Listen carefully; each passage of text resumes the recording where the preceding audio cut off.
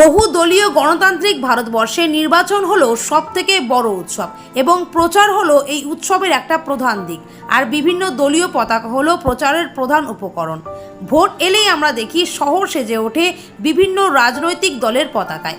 গাছে, দেওয়ালে, দোকানের চালায় শুধুই রং বেরঙের পতাকার ভিড়। ছোট ফুল, বড় ফুল, হাত কাস্তে কি নেই তাতে। কিন্তু যেই নির্বাচন শেষ হয় তখনই সেসব দলীয় প্রতীক হয় ভুলুণ্ঠিত। ওইসব দলীয় পতাকার স্থান হয় রাস্তায়, নর্দমায় বা আবর্জনার স্তূপে। সাধারণ মানুষ তো দূরের কথা, দলীয় কর্মীরাও পাশ মারিয়ে চলে যান সেই দৃশ্য দেখে। কোথাও কি মনে হয় না পতাকাটা তুলে রাখি? অনুমান এও এক ধরনের নৈতিক অধঃপতন। আর এই নৈতিক অধঃপতনের বিরুদ্ধেই সোচ্চার সমাজের বুদ্ধিজীবীরা। দলীয় কর্মীদের প্রতি তাদের আপিল, সযত্নে রাখুন আপনাদের এই রঙিন আবেগকে। দাদা, আপনার নাম, আপনি কি দায়িত্বে আছেন, পেশার গতি? আমি ডাক্তার শান্তনু দাস, জীবনরেখা হসপিটালের একজন ডিরেক্টর, আর আমি ক্লিনিশিয়ানও, এমডি মেডিসিন। বর্তমানকালে এই কয়েকদিন আগে লোকসভা ভোট পেরিয়ে গেল।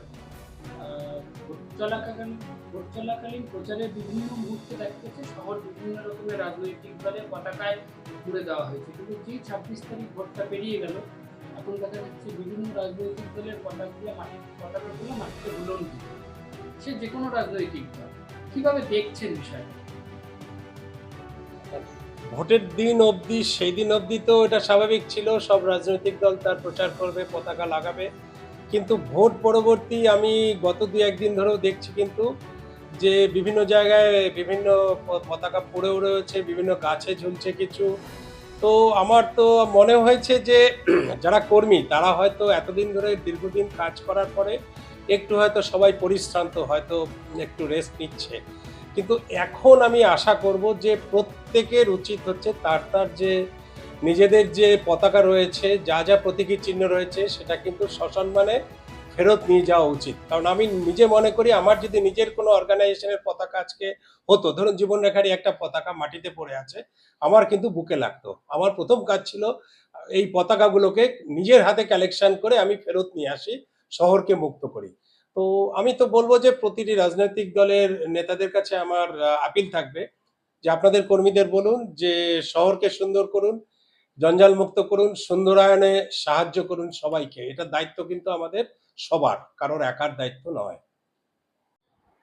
বলছি, আপনার নাম, আপনি কি করেন? আমার নাম প্রিয়রঞ্জন পাল, আমি রায়গঞ্জ করোনেশন হাই স্কুলে পড়াই। বলছি, এবার তো অষ্টাদশ লোকসভা নির্বাচন পার হয়ে গেল।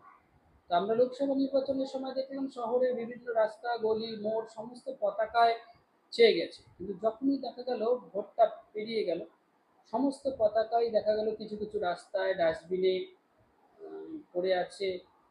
মানুষ পাড়িয়েও চলে যাচ্ছে কোনো ক্ষেত্রে। কিভাবে দেখছেন এই ঘটনা? এই ঘটনাটা খুবই দুঃখজনক। যে কোনো রাজনৈতিক দলের কাছেই তাদের পতাকা অত্যন্ত সম্মানের একটি বিষয় হওয়া উচিত। যে উপলক্ষে পতাকা তারা টাঙিয়েছিলেন নির্বাচনের প্রচার উপলক্ষে, সেই প্রচার শেষ হয়ে যাওয়ার পরে পতাকার এই ধরনের অসম্মান, ভুলুণ্ঠিত হয়ে থাকা, সেটা মোটেই কাঙ্ক্ষিত নয়। ওই রাজনৈতিক দলের কর্মীদের উচিত, নেতৃত্বের উচিত পতাকাগুলোকে যথাযথ সম্মান দিয়ে সেখান থেকে সরিয়ে নেওয়া।